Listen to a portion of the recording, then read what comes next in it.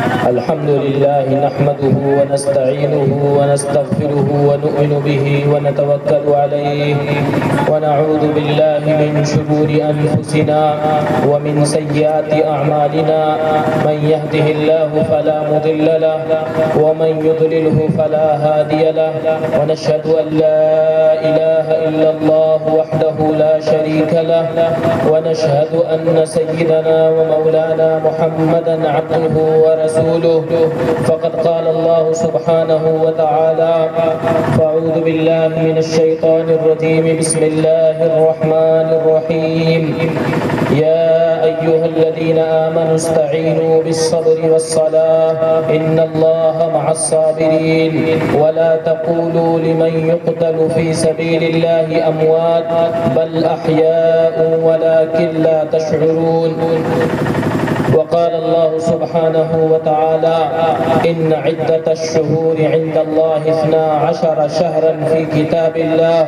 يوم خلق السماوات والأرض منها 4 حرم ذلك الدين القيم صدق الله العظيم. قابل صدر احترام اور عزیز بھائیو دوستو، یہ مبارک مہینہ جو اسلامی تاریخ کا پہلا مہینہ ہے، اس دنیا میں اور دنیا کے اعتبار سے اور دنیا والے اپنے اعتبار سے جو سال کا مہینہ ہوتا ہے اس میں لوگ خوشیاں مناتے ہیں، طرح طرح سے لوگوں کے دلوں میں بہت سارے ولولے اور بہت ساری خوشیاں پیدا ہوتی ہیں. لوگ اپنے طریقے سے اور اپنے انداز سے اسے نیا سال مناتے ہیں، لیکن سرور کائنات جناب محمد الرسول اللہ صلی اللہ علیہ وسلم نے ہمیں اور آپ کو اور قیامت تک آنے والے سارے انسانوں کو ایک ہدایت اور ایک پیغام اور ایک راستہ دکھایا ہے، اور وہ راستہ آپ نے بتایا ہے، اور آپ علیہ السلام نے اس کے لیے دعائیں سکھائی ہیں اور آپ نے اس کے لیے دعائیں مانگی ہیں. آپ علیہ السلام جب نیا چاند دیکھتے تھے تو آپ دعا کرتے تھے کہ اللہم بارک لنا، کہ اے اللہ ہمارے اس چاند میں برکت عطا فرما. آپ ہر ماہ نہیں بلکہ ہر ہفتہ، ہر نیا سال، ہر سیکنڈ، ہر لمحے کے لیے آپ دعا کرتے تھے کہ اے اللہ ہمارے اس وقت میں برکت عطا فرما. لیکن افسوس کی بات تو یہ ہے کہ اپنے پرائے کو تو چھوڑو، بلکہ اپنے ہی لوگ وہ ایسے ہیں کہ نہ جانے کتنے ایسے لوگ ہیں کہ جن کو نیا سال کی اسلامی تاریخ کا نیا سال، نیا مہینہ کون سا ہے؟ اگر کسی ایک بچے سے جو اسکول میں پڑھنے والا ہو اس سے پوچھا جائے تو وہ بھی انگریزی اعتبار سے 12 مہینے کے نام پورا اچھے طریقے سے سنا دے گا. لیکن ایک مسلمان ہو، مسلمان کا بچہ ہو، بچے سے اگر پوچھ لیا جائے تو بچے کے کیا بلکہ اس بچے کے باپ سے بھی معلوم کیا جائے تو میرے خیال سے بڑا مشکل ہوگا. بہت کم لوگ ہوں گے کہ جو اسلامی تاریخ محرم کیوں اللہ رب العزت نے محرم اس کا نام کیوں رکھا، آپ علیہ السلام نے نیا سال کا آغاز اس سے آپ کے بعد صحابہ نے کیوں شروع کیا، اور 12 مہینے کے اسلامی نام کیا ہیں، بڑا مشکل ہو جائے گا بتانا۔ اس لیے ہمیں یہ معلوم ہونا چاہیے، ہمیں بھی، ہمارے بچوں کو بھی، آنے والی نسلوں کو بھی، کہ محرم ہی نہیں بلکہ 12 مہینوں کے نام کیا ہے، محرم شروع کیوں ہوا، اسلامی تاریخ کا آغاز کیسے ہوا، اس کا پس منظر کیا ہے۔ اس لیے سب سے پہلے ہمیں تو یہ معلوم ہونا چاہیے کہ ایک مرتبہ حضرت عمر رضی اللہ تعالی عنہ کے زمانے میں آپ کے پاس ایک تحریر پیش کیا گیا کہ جس تحریر میں حضرت عمر رضی اللہ تعالی عنہ نے دیکھا کہ اس میں عیسوی تاریخ لکھی ہوئی ہے، تو آپ کے ذہن میں یہ بات پیدا ہوئی کہ ہمیں کوئی ایک تاریخ ایسی متعین کرنا چاہیے کہ جس سے اسلامی تاریخ معلوم ہو، کہ جس سے لوگوں کے ذہن میں یہ بات پیدا ہو اور ان کو یہ معلوم ہونا چاہیے کہ ہماری بھی کوئی تاریخ ہے۔ آخر ہم نے سوچا کہ ہمیں کیوں نہیں معلوم ہے، اس لیے کہ ہمارا سارا کام، چاہے وہ کاروبار ہو، ملازمت ہو، آفیسز ہو، سارا کام جو ہے انگریزی تاریخ سے ہی ہوتا ہے، اس لیے ہمارے ذہن میں نہیں معلوم ہے کہ اسلامی تاریخ کیا ہے۔ تو حضرت عمر رضی اللہ تعالیٰ عنہ نے سوچا اور اس کے لیے صحابہ کو متعین کیا، صحابہ کو بلایا اور اس کے لیے مشورہ کیا، اور پھر صحابہ سے پوچھا کہ یہ بتاؤ کہ ہمیں بھی کوئی ایک تاریخ متعین کرنا چاہیے کہ جو اسلامی تاریخ کے مہینے سے متعین ہو۔ صحابہ نے اپنا مشورہ دیا، ایک مشورہ یہ آیا کہ اس مہینے کو اسلامی تاریخ کا پہلا مہینہ ہونا چاہیے کہ جس تاریخ میں، جس مہینے میں اس دنیا میں حضور اکرم صلی اللہ علیہ وسلم کی نبوت، آپ علیہ السلام کی پیدائش جس مہینے میں ہوئی ہو، اس مہینے کو اسلامی تاریخ کا پہلا مہینہ ہونا چاہیے۔ لیکن یہ تاریخ صحابہ کے درمیان میں نہیں ہوئی۔ حضرت عمر رضی اللہ تعالیٰ عنہ کے سامنے یہ رائے پیش کیا گیا، لیکن یہ پیش رائے پر منظوری نہیں ہوئی۔ پھر دوسرے لوگوں نے یہ مشورہ دیا کہ نہیں، وہ دن اور وہ مہینہ ہونا چاہیے کہ جس مہینے میں حضور اکرم صلی اللہ علیہ وسلم اس دنیا سے آپ رخصت فرما گئے۔ آپ علیہ السلام اس دنیا سے جس دن گئے تھے، اس مہینے کو اسلامی تاریخ کا پہلا مہینہ ہونا چاہیے۔ لیکن صحابہ اس پر بھی، سارے کے سارے صحابہ اس پر متعین نہیں ہوئے۔ پھر تیسرا مشورہ ہوا کہ حضرت علی بن طالب رضی اللہ تعالیٰ عنہ نے فرمایا کہ وہ مہینہ ہونا چاہیے کہ جس مہینے میں آقا مدنی، تاجدار مدینہ جناب محمد الرسول اللہ صلی اللہ علیہ وسلم نے ہجرت کیا ہو اور آپ کے ساتھ صحابہ بھی ہجرت کر کے گئے ہوں۔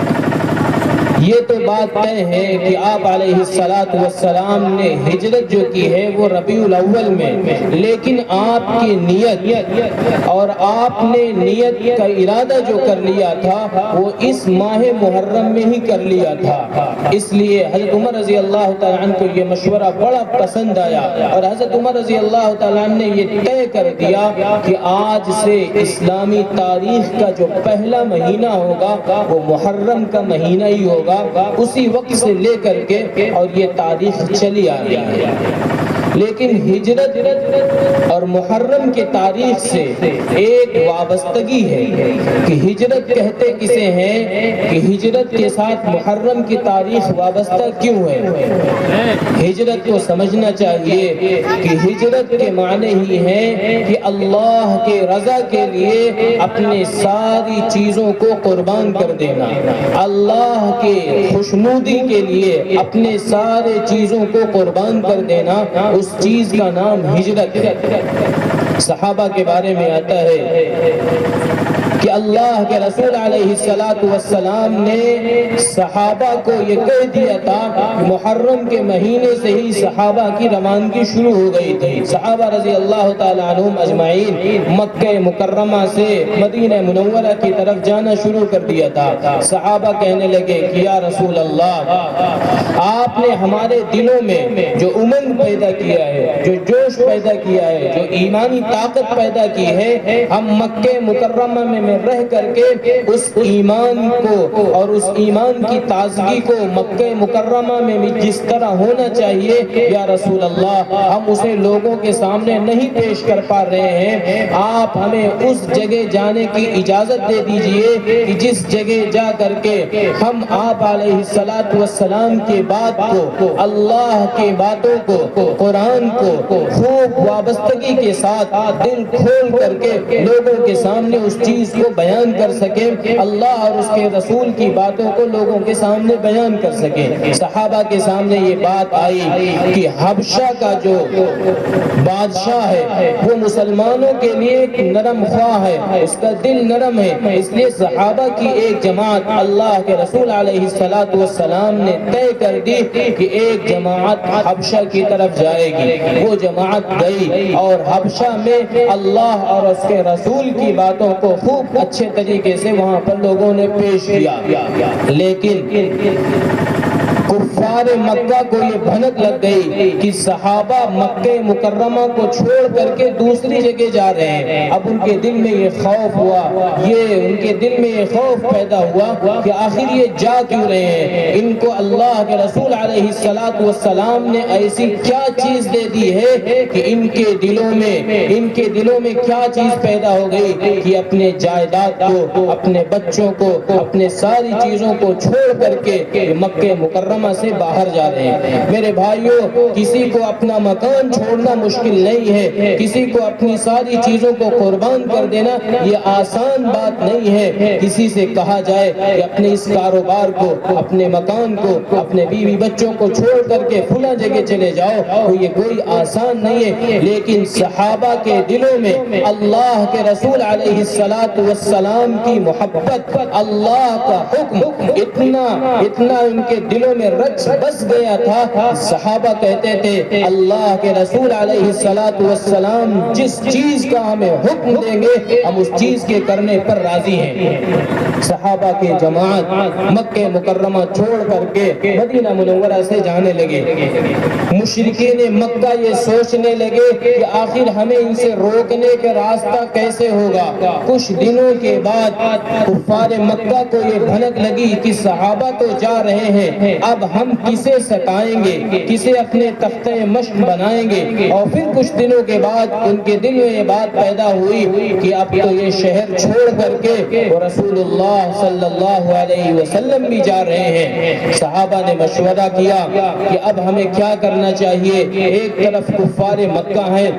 ان کے دل میں یہ بات پیدا ہوئی کہ صحابہ بھی چھوڑ کر کے جا رہے ہیں, اور کچھ دنوں کے بعد جناب محمد رسول اللہ صلی اللہ علیہ وسلم بھی جا رہے ہیں. کفار مکہ نے یہ کہا کہ اب ہمیں اس کے خلاف ایک بہت بڑا ہتھیار تیار کرنا ہے, ایک بہت بڑی جماعت تیار کرنا ہے, تاکہ یہ صحابہ اور صحابہ کے جو عاشق رسول صحابہ ہیں اور ان کے پیچھے چلنے والے اور ان کو چلانے والے, ان کے کیسے پکڑا جائے, ان کے سامنے کیسے ہتھیار رکھا جائے, کیسے ان کو روکا جائے, کیسے ان کو نیست و نابود کیا جائے. اس لیے انہوں میں دار الندوہ اس میں کفار مکہ جمع ہوئے اور انہوں نے مشورہ کیا. مشورے میں جو ان کا سب سے بڑا ابلیس بھی شریک ہوا. لوگوں نے یہ کہا, بہت ساری باتیں آئیں. سب سے پہلی بات تو یہ آئی کہ اس بات کو روکنے کے لیے یہ سارے کے سارے صحابہ اور اللہ کے رسول علیہ الصلوۃ والسلام مکہ مکرمہ چھوڑ کر نہ جائے, اس کے لیے ہمیں کیا کرنا چاہیے. ایک اہم بات اس میں یہ آئی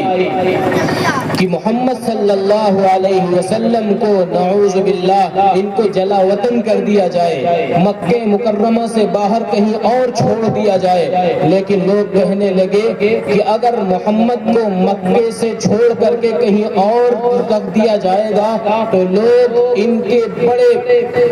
ماننے والے ہیں, اگر کوئی اپنی زبان سے بات نکالتے ہیں تو لوگ ان کی باتوں کو فوراً قبول کر لیتے ہیں. جس جگہ ان کو چھوڑ دو گے لوگ ان کے ماننے والے ہو جائیں گے، لوگ ان کے پیچھے چلنے والے ہو جائیں گے، اس لیے ایک بہت بڑی جماعت تیار ہو جائے گی وہ تمہارے خلاف ہی تیار ہوگی، اس لیے اس مشورے کو نہیں مانا گیا۔ دوسرے لوگوں نے رائے دی کہ اب ان کے محمد صلی اللہ علیہ وسلم کو ایک کمرے میں بند کر دیا جائے، اور صرف بند ہی نہیں بلکہ ان کا کھانا پینا اور ان کا ساری چیزیں ایسا بند کر دیا جائے کہ اس میں نعوذ باللہ یہ گھٹ گھٹ کر کے اسی میں مر جائے، اسی میں ختم ہو جائے۔ لیکن لوگوں نے کہا کہ یہ رائے بھی ٹھیک نہیں ہے، اس لیے کہ اگر ان کو اسی میں بند کر دیا جائے گا تو مکے میں ایک یہ بڑے خاندان سے ان کا تعلق ہے، اگرچہ وہ خاندان اس وقت ان کے خلاف ہے، لیکن جب اس کو یہ بات معلوم ہوگا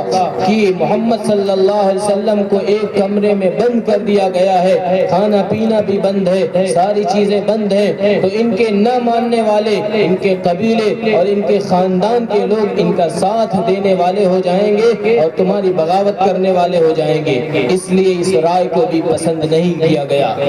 تیسری رائے آئی کہ جو رائے ابو جہل نے دیا وہ رائے کیا تھی؟ ابو جہل نے کہا کہ اب ہر قبیلے کے جو سردار ہو، ہر قبیلے کا ایک آدمی ہر قبیلے سے کھڑا ہو جو مضبوط ہو، طاقتور ہو، جو سردار ہو، اور ہر قبیلے کے ایک ایک آدمی کھڑے ہو، اور محمد صلی اللہ علیہ وسلم جس گھر پر رہتے ہو، جس گھر پر آرام کرتے ہو، اس گھر کا گھیرا بندی کیا جائے، اس کا محاصرہ کیا جائے، اور ہر آدمی کے ہاتھ میں تلوار ہو، ننگی تلواریں ہوں، اور وہ اس کے در پر کھڑا رہے کہ جس وقت آپ صبح کے وقت یا تو قضائے حاجت کے لیے نکلے یا نماز کے لیے نکلے، اس وقت ہر آدمی اپنے اس ننگی تلوار سے محمد صلی اللہ علیہ وسلم کے جسم پر وار کرے اور وہیں پر آپ کا خاتمہ کر دے۔ لیکن اللہ کو کچھ اور ہی منظور تھا، یہ سارے کے سارے مشورہ کر رہے تھے، اپنا ایک الگ پلان بنا رہے تھے، اور اللہ رب العزت جبرائیل علیہ السلام کے ذریعے سے محمد صلی اللہ علیہ وسلم کو ان کا سارا کارنامہ، ان کی ساری کرتوتیں اور ان کی ساری باتیں آپ علیہ السلام تک اللہ رب العزت جبرائیل علیہ السلام سے پہنچا رہے تھے۔ اللہ نے جبرائیل علیہ السلام کے ذریعے سے قرآن کی آیت اتاری، وَإِذْ يَمْكُرُ بِكَ الَّذِينَ كَفَرُوا لِيُثْبِتُوكَ أَوْ يَقْتُلُوكَ أَوْ يُخْرِجُوكَ وَيَمْكُرُونَ وَيَمْكُرُ اللَّهُ وَاللَّهُ خَيْرُ الْمَاكِرِينَ کہ اے نبی، اے محمد صلی اللہ علیہ وسلم، آپ یاد کیجئے اس وقت کو جب کفار مکہ آپ کے لیے اور آپ کے خلاف تدبیریں کر رہے تھے کہ آپ کو جلا وطن کر دیا جائے، آپ کو کمرے میں بند کر دیا جائے اور آپ کے اوپر تلواریں مار دی جائیں، لیکن اللہ رب العزت بھی آپ کے لیے تدبیریں اچھی اختیار کر رہا تھا۔ جب یہ کفار مکہ چاروں طرف سے کھڑے ہوئے تھے اور اللہ کے رسول علیہ السلام جب آپ کے اٹھنے کا وقت ہوا، وہ رات آ گئی، کفار مکہ کھڑے ہوئے تھے، آپ علیہ السلام نے اپنے ہاتھ میں آپ نے مٹی لیا اور اس مٹی کو اٹھا کر کے کفار مکہ جو کھڑے تھے ننگی تلواریں لے کر کے، جس وقت آپ اپنے بستر سے اٹھیں گے آپ کے اوپر تلواریں چلا دیں گے، لیکن اللہ کو منظور نہیں تھا۔ آپ علیہ السلام نے انہی کے سروں پر مٹی ڈالتے ہوئے آپ علیہ السلام آگے نکل گئے، وہ کھڑے کے کھڑے رہ گئے۔ کچھ دیر کے بعد ایک شخص کا جانا ہوا، وہ پوچھنے لگا کہ تم آخر کیوں کھڑے ہو؟ وہ سارے کے سارے کہنے لگے میں آج اس ہستی کے انتظار میں ہوں، اس شخصیت کے انتظار میں ہوں جس کا خاتمہ کر دینا ہے۔ وہ کہنے لگا تمہاری عقل پر ماتم ہو، تمہارا ناس ہو، تمہاری عقل برباد ہو چکی ہے کہ جس کے انتظار میں تم کھڑے ہو، جس کو تم ختم کرنے کے لیے شام سے لے کر کے صبح تک میٹنگیں کرتے تھے، وہ شخصیت آئی اور تمہارے سروں پر مٹی بھی اس نے ڈالا، تم اپنے سروں پر دیکھو مٹی بھی ہے، اور وہ مٹی ڈال کر کے تمہارے آگے سے وہ شخصیت چلی گئی۔ وہ کفار مکہ انہوں نے اپنے سروں پر دیکھا اور وہ ملتے رہ گئے، ہائے افسوس کرتے رہ گئے، لیکن ان کے دل میں وہ یہ بات نہیں ہوئی کہ آخر وہ ذات ہمارے سامنے سے، ہماری آنکھیں تو کھلی ہوئی ہیں، ہم دیکھ رہے ہیں، آخر وہ کیسے چلی جائے گی۔ ان کو اطمینان نہیں ہوا۔ جب وہ آپ علیہ السلام کو ڈھونڈنے کے لیے آگے بڑھے، اس حجرے میں گئے جہاں آپ علیہ السلام آرام فرما رہے تھے، جب وہ گئے اور کہنے لگے کہ یہ تو وہ ہستی آرام فرما رہی ہے جسے ہمیں صبح کے صبح قتل کرنا ہے، لیکن جب صبح کے انتظار میں کھڑے تھے دیکھا کہ وہاں پر تو حضرت علی رضی اللہ تعالیٰ عنہ آرام فرما رہے تھے۔ آپ اٹھے اور یہ کفار مکہ وہاں سے مایوس ہو کر کے چلے گئے، لیکن اللہ کی ذات وہ ہے کہ آنکھیں ان کی کھلی تو کھلی تھی، اللہ اس پر بھی قادر ہے کہ آنکھ کھلی ہو لیکن اس کی بینائی سلب ہو چکی ہو۔ کفار مکہ کھڑے تھے، اس انتظار میں تھے، دیکھ رہے تھے، لیکن اللہ نے اسی شخصیت کے ہاتھ سے ان کے سر پر مٹی کو ڈلوا دیا اور آپ علیہ السلام وہاں سے آگے بڑھے۔ میرے بھائیوں، ہجرت اور محرم کا مہینہ اسی تاریخ سے بڑی وابستگی ہے، اس لیے ہمیں یہ سمجھنا چاہیے کہ محرم کا مہینہ، ہجرت جب ہمارے سامنے ہوگی، ہجرت ہم نے بتایا کہ وہ ساری چیزیں جو ہمارا نفس کہتا ہو، ان چیزوں کے قربان کر دینے کا نام ہجرت ہے۔ جب ہجرت ہمارے سامنے ہوگی تو محرم کا مہینہ اور اس میں جو واقعہ پیش آیا، یہ ساری چیزیں ہمارے سامنے ہوں گی۔ پھر اس کے بعد کیا ہوا؟ حدیث میں آتا ہے حضور اکرم صلی اللہ علیہ وسلم حضرت ابو بکر صدیق رضی اللہ تعالیٰ عنہ کے پاس گئے۔ حضرت ابو بکر صدیق رضی اللہ تعالیٰ عنہ بھی انتظار میں تھے، وہ بھی آپ علیہ السلام کے منشے کو سمجھتے تھے، کافی انتظار میں تھے۔ اللہ رب العزت کی طرف سے صریح حکم نہیں آیا تھا، آپ کے اجازت کا حکم نہیں آیا تھا، لیکن آپ کا ارادہ محرم ہی سے ہجرت کا تھا۔ آپ نے صحابہ کو سفر کرنے کا حکم دے دیا تھا، بڑے صحابہ مدینہ منورہ چلے گئے تھے، لیکن جب حج کا مہینہ آتا تھا تو چند لوگ وہاں سے مدینہ منورہ سے حج کرنے کے لیے آتے تھے۔ اللہ کے رسول علیہ السلام وہاں لوگوں کا انتظار کرتے تھے کہ لوگ مدینہ منورہ سے آئیں، کیونکہ صحابہ وہاں پر گئے ہیں۔ اللہ کے رسول علیہ السلام مدینہ منورہ سے آنے والے حضرات جو اس میں سردار ہوتے، سردار قبیلے کے لوگ ہوتے، آپ علیہ السلام ان کو تلاش کر کے، ان کو ڈھونڈ کر کے ان کو دین کی باتیں بتاتے تھے۔ پھر کچھ ہی دنوں میں 11 حضرات مشرف کا اسلام ہوئے۔ یہاں کے لوگ جا کر کے مدینہ منورہ میں وہاں بھی لوگوں نے اس دین کی دعوت دی۔ کچھ ہی دنوں میں بہت سارے حضرات مشرف کا اسلام ہوئے۔ پھر اس کے بعد صحابہ نے ہجرت کی۔ اللہ کے رسول علیہ السلام نے بھی یہاں سے حضرت ابو بکر صدیق رضی اللہ تعالیٰ عنہ کو لے کر کے ہجرت کی۔ اب کیسے گئے، کس طریقے سے گئے، ایک لمبا واقعہ ہے، اس کے لیے کافی وقت بھی چاہیے۔ اس لیے جو خاص اور اہم بات ہے اس مہینے میں، وہ سمجھنے کی بات یہ ہے کہ دیکھو اس مہینے کو ہم حضرات یہ سمجھتے ہیں کہ صرف یہ مہینہ غم کا مہینہ ہے، یہ مہینہ صرف حضرت حسین رضی اللہ تعالیٰ عنہ کے شہادت کا مہینہ ہے۔ میرے عزیز بھائیوں، واقعی شہادت کا مہینہ تو ہے، اس سے بڑی شہادت کسی اور کی کیا ہو سکتی ہے کہ آپ کے ساتھ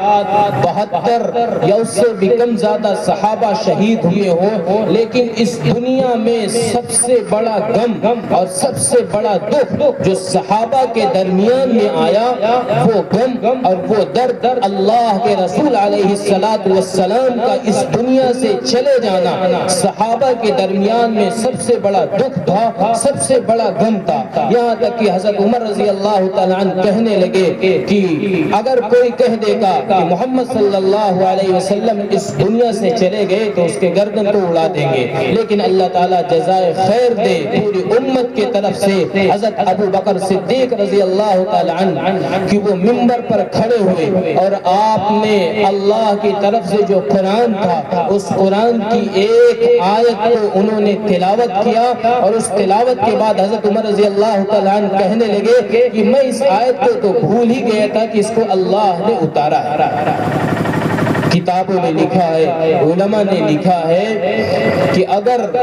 کوئی بڑی سے بڑی شخصیت ہو، بہت بڑی ہستی ہو، اس کے بھی اس دنیا سے جانے کے بعد صرف 3 دن آدمی سوگ منا سکتا ہے، سوائے اس بیوی کے جس کا شوہر مر چکا ہو، انتقال کر چکا ہو، تو وہ 4 مہینے 10 دن عدت میں گزارے گی، لیکن کوئی بھی بڑی سے بڑی شخصیت ہو اس کو صرف 3 دن سوگ منا کی اجازت علماء نے لکھا ہے۔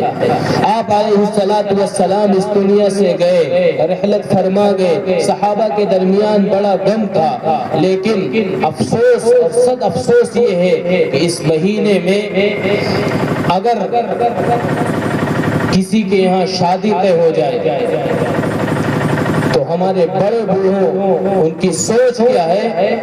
اور صرف اسی مہینے میں نہیں، خاص طور سے 10 محرم کو یا اس سے بھی آگے پیچھے کر لیا جائے تو وہ یہ سوچتے ہیں کہ یہ غم کا مہینہ ہے اور یہ اس میں برکت نہیں ہوگی، یہ منحوسیت ہے۔ میرے عزیز بھائیو، آپ کو بتائیں کہ سرور کائنات جناب محمد رسول اللہ صلی اللہ علیہ وسلم سے بڑی ہستی کون ہوگی، آپ سے بڑا کون ہوگا، لیکن آپ نے خود حضرت صفیہ رضی اللہ تعالی عنہ سے نکاح آپ کا اسی مہینے میں ہوا، اور آپ کی چہیتی بیٹی اور آپ کے لخت جگر اور آپ علیہ السلام نے جن کو بتایا کہ آپ جنت کی سردار ہیں، حضرت فاطمہ رضی اللہ تعالی عنہ کا نکاح بھی اسی ماہ محرم میں ہوا، آپ کا خود نکاح حضرت صفیہ رضی اللہ تعالی عنہ کا اسی خود ماہ محرم میں ہوا، اس سے بڑی بابرکت آپ علیہ السلام سے کون سی ہستی ہو سکتی ہے؟ اس لیے اس مہینے میں جو آپ علیہ السلام نے بتایا ہے صرف وہ کرنا چاہیے، اس کے علاوہ جتنی باتیں ہوتی ہیں وہ یہودیوں کی کرتوت ہے، کیونکہ یہودیوں کے بارے میں آتا ہے کہ چند یہودی تھے کہ جو مدینہ منورہ میں جن کی محنت سے ایک نہیں بلکہ کتابوں میں لکھا ہے کہ تقریباً 900 یہودی ایسے تھے کہ جنہوں نے ایک مرتبہ حضرت عثمان غنی رضی اللہ تعالی عنہ جب منبر پر کھڑے ہوئے ایک یہودی 2 یہودی مدینہ منورہ میں مسجد نبوی میں کھڑے ہوئے، حضرت عثمان غنی رضی اللہ تعالیٰ عنہ سے کہنے لگے کہ آپ کو کس نے اجازت دی ہے کہ آپ منبر پر کھڑے نہیں ہو سکتے ہیں، آپ خطبہ نہیں دے سکتے ہیں، آپ خطبہ دینے کی آپ کو اجازت نہیں ہے۔ ایک یہودی کھڑا ہوا عبداللہ بن سبا، اور اس نے حضرت عثمان غنی رضی اللہ تعالیٰ عنہ کے ہاتھ میں ایک عصا تھا کہ جس عصا کو چھوڑ کر کے اللہ کے نبی علیہ السلام اس دنیا سے گئے تھے، وہ عصا سب سے پہلے حضرت ابو بکر صدیق رضی اللہ تعالیٰ عنہ لے کر کے کھڑے ہوتے تھے، اس کے بعد حضرت عمر رضی اللہ تعالیٰ عنہ بھی کھڑے ہوتے تھے، اس کے بعد حضرت عثمان غنی رضی اللہ تعالیٰ عنہ۔ حضرت عمر رضی اللہ تعالیٰ عنہ کے بارے میں بھی آتا ہے کہ یہودیوں کی جو چال ہے کہ جس یہودی کے پیچھے اور جن شیعت کے پیچھے ہم اور آپ بھاگ رہے ہیں، یہ ساری چیزیں اور یہ ساری دی ہوئی چیزیں انہی کی چیز ہے، انہی کے زمانے سے وہ چیزیں چلی آ رہی ہیں۔ حضرت عمر رضی اللہ تعالیٰ عنہ کے بارے میں بھی ہے، اس کے بعد حضرت عثمان رضی اللہ تعالیٰ عنہ، حضرت عمر رضی اللہ تعالیٰ عنہ فجر کی نماز میں کھڑے ہوئے اور ایک یہودی ابو لولو مجوسی وہ نماز میں کھڑا ہوا، حضرت عمر رضی اللہ تعالیٰ عنہ کو پیچھے سے تقریباً 6 یا 7 بار اس نے ایسے کیا کہ حضرت عمر رضی اللہ تعالیٰ عنہ کے پیٹ میں اس نے وار کیا، تلوار سے۔ پھر حضرت عمر رضی اللہ تعالیٰ عنہ اس قابل نہیں رہے کہ آپ نماز میں کھڑے ہو سکے، آپ نے جو ہے فوراً وہاں پر گر گئے۔ دوسرے صحابی کھڑے ہوئے نماز کے لیے، لوگوں نے اسے پکڑنا چاہا، دور سے جا کر کے پکڑا، لیکن اس نے خود اپنے اوپر وار کر دیا اور وہیں پر وہ ختم ہو گیا۔ لیکن حضرت عمر رضی اللہ تعالیٰ عنہ اس قابل نہیں تھے کہ بچنے کے قابل ہو۔ ان کے بیٹے حضرت عبداللہ تھے۔ حضرت عبداللہ کہنے لگے کہ اے ابو جان، اب آپ کے جانے کا وقت ہے۔ حضرت عمر رضی اللہ تعالیٰ عنہ کہنے لگے کہ اے میرے بیٹے، آپ جاؤ اور اماں عائشہ رضی اللہ تعالیٰ عنہ کے پاس جاؤ اور ان سے کہہ دو کہ عمر کے آنے کا وقت ہے، اگر آپ اجازت دیں تو ہم اپنے دونوں دوست ابو بکر اور محمد صلی اللہ علیہ وسلم کے پاس جا کر کے سو جائیں۔ اماں عائشہ رضی اللہ تعالیٰ عنہ کے آنکھوں میں آنسو آ گئے اور کہنے لگی کہ عبداللہ اپنے باپ سے جا کر کے کہہ دو کہ اس جگہ کو عائشہ نے رکھا تھا کہ وہ اپنے باپ کے پاس جا کر کے سوئے گی، لیکن اگر عمر کی نیت ہے تو ہم اس کے لیے اس جگہ کے حوالے کرتے ہیں۔ کچھ دنوں کے بعد حضرت عمر رضی اللہ تعالیٰ عنہ اس دنیا سے جا چکے، لیکن انہوں نے اپنے بیٹے سے کہا تھا کہ اے میرے بیٹے، تم صرف جب میں اس دنیا سے جا چکوں گا تم مجھے وہاں پر حوالے نہ کرنا، بلکہ اس دروازے کے باہر رکھ دینا، کہیں ایسا نہ ہو کہ اماں عائشہ رضی اللہ تعالیٰ عنہ نے شرم کی وجہ سے کہہ دیا ہو کہ وہ جگہ خالی ہے۔ اگر میرے لیے اجازت دیں گی اور اندر سے آواز آئے گی پھر مجھے وہاں پر اس قبر کے حوالے کر دینا۔ اللہ کے رسول علیہ السلام کے بغل میں حدیث میں آتا ہے کہ چند صحابہ تھے، وہ ایک کہنے لگے کہ میں نے ہمیشہ اللہ کے رسول علیہ السلام کی زبان سے سنا ہے، آپ اپنا دایاں ہاتھ اٹھاتے تھے، بایاں ہاتھ اٹھاتے تھے، کہتے تھے کہ ایک طرف ابو بکر ہوں گے، دوسری طرف عمر ہوں گے۔ تو مجھے یہ یقین تھا کہ جب عمر اس دنیا سے جائیں گے اللہ کے رسول علیہ السلام کے بغل میں آپ آرام فرمائیں گے۔ میرے بھائیو، یہ حضرت عمر رضی اللہ تعالیٰ عنہ کا زمانہ گزر گیا، آپ بھی اس میں جو ہے شہادت آپ نے بھی نوش فرمائی، لیکن جب حضرت عثمان رضی اللہ تعالیٰ عنہ کا زمانہ آیا، آپ منبر پر کھڑے ہوئے، یہودی نے نیچے پکڑا اور وہ جس عصا کو لے کر کے کھڑے تھے اس عصا کو بھی توڑ دیا اور اس قابل آپ کو مارا، اس قابل مارا۔ ان کو یہ یقین ہو گیا کہ حضرت عثمان رضی اللہ تعالیٰ عنہ اس دنیا سے جا چکے ہیں، لیکن آپ کے دو دوست تھے، ان کے دل میں بات پیدا ہوئی۔ حضرت عثمان رضی اللہ تعالیٰ عنہ بے ہوش ہو گئے تھے، ان کو پکڑ کر کے لے گئے اور ان کے گھر پر لے گئے۔ حضرت عثمان رضی اللہ تعالیٰ عنہ جب ان کو ہوش آیا تو حضرت عثمان رضی اللہ تعالیٰ عنہ نے ان یہودیوں کو بلایا اور بلا کر کے آپ اپنے چھت پر کھڑے ہوئے اور ان کے سامنے یہ کہا کہ بتاؤ، میں نے مدینہ منورہ میں چند ایسے کام کیے ہیں کہ جن کی شہادت تم دیتے ہو۔ سب سے پہلے آپ نے فرمایا کہ مدینہ منورہ میں جب پانی کہیں پر نہیں تھا تو میں نے ایک کنواں خرید کر کے سارے لوگوں کے لیے دیا تھا۔ وہ سارے کے سارے کہنے لگے کہ ہاں آپ نے، واللہ انت، خدا کی قسم آپ نے ہی دیا تھا۔ پھر حضرت عثمان رضی اللہ تعالیٰ عنہ کہنے لگے کہ یہ بتاؤ کہ ایک موقع پر میں نے 1000 اونٹ، 100 گھوڑے اور 5 کلو سونا اللہ کے راستے میں دیا تھا۔ وہ لوگ کہنے لگے واللہ انت، خدا کی قسم آپ نے دیا تھا۔ پھر حضرت عثمان رضی اللہ تعالیٰ عنہ کہنے لگے کہ اگر کسی کو اس دنیا میں اس کے بدلے میں اس کو مارا جائے تو صرف 3 چیزیں ہیں۔ ایک تو اگر کسی شخص نے کسی کو قتل کیا ہو تو اس کے بدلے میں قتل کر دیا جائے، لیکن میں نے قتل کیا، میں نے کسی کو تھپڑ بھی نہیں مارا ہے۔ اور پھر دوسری چیز فرمایا کہ اگر کسی نے اس دنیا میں شادی شدہ ہو، زنا کیا ہو تو اسے بھی قتل کر دیا جائے۔ تو میں نے زنا کیا، کسی غیر محرم کو اٹھا کر کے آنکھ دیکھا بھی نہیں ہے، تو تم لوگ مجھے شہادت اور تم لوگ مجھے قتل کرنے کے در پر کیوں ہو؟ بالآخر ان یہودیوں نے نہیں مانا اور کہنے لگے عثمان میں تمہیں قتل کر کے ہی رہوں گا۔ حضرت عثمان رضی اللہ تعالیٰ عنہ کئی دنوں تک اس کمرے میں بند رہے، پانی سے بھی پیاسے تھے، لیکن لیکن کتابوں میں لکھا ہے حضرت عثمان رضی اللہ تعالیٰ عنہ کو جب پیاس لگتی تھی تو قرآن کو پڑھتے تھے اور کہتے تھے کہ اللہ رب العزت اس پیاس کو قرآن کے ذریعے سے بجھا دیتے تھے۔ بالآخر ایک یہودی کھڑا ہوا اور اس نے آپ کے اوپر تلوار چلائی، اور جب تلوار چلایا عثمان رضی اللہ تعالیٰ عنہ شہید ہو گئے، اور آپ کے خون کا قطرہ جس قرآن کو پڑھ رہے تھے وہ قرآن پر گرا۔ لیکن دیکھو کچھ شہید یہ ہیں کہ ان کے شہادت کی گواہی کچھ غزوے دیں گے اور کچھ بہت ساری زمین مکہ مکرمہ مدینہ منورہ کے دیں گے، لیکن حضرت عثمان رضی اللہ تعالیٰ عنہ ایسے ہیں کہ جن کی شہادت کا خون، جن کے قرآن کے پڑھنے پر آج بھی انگلینڈ کا ایک جگہ ہے، وہاں پر ایک جگہ ہے جس قرآن کو حضرت عثمان غنی رضی اللہ تعالیٰ عنہ پڑھ رہے تھے، اور جس پر جب وہ شہید ہوئے تو ان کے شہید ہونے کے وقت جو قرآن پر ان کے خون کا قطرہ گرا تھا، جو بوچھار نکلا تھا، اس قرآن کے اوراق پر وہ خون بھی آج اس جگہ پر موجود ہے۔